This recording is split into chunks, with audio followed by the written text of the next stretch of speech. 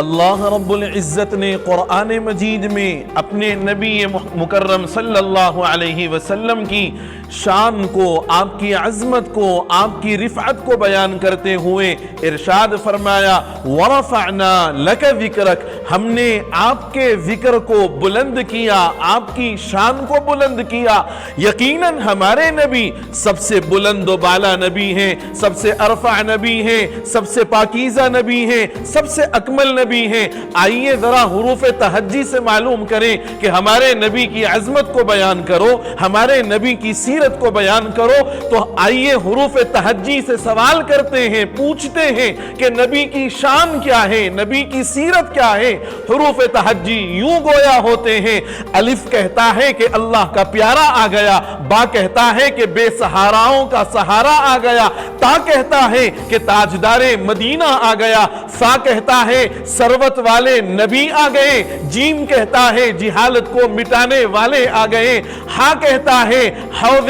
کوثر والے آ گئے، خا کہتا ہے خاتم النبیین آ گئے، دال کہتا ہے دکھوں کو دور کرنے والے آ گئے، زال کہتا ہے ذخیرہ کائنات آ گئے، را کہتا ہے رحمت للعالمین آ گئے، زا کہتا ہے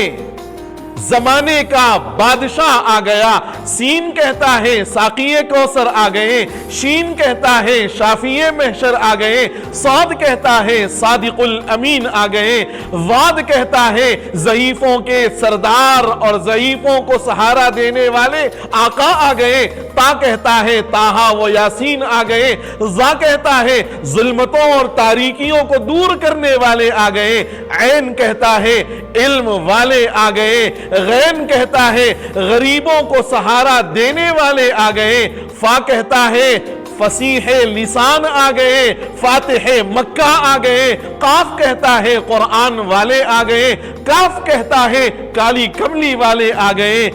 لام کہتا ہے لوح و قلم والے آ گئے، میم کہتا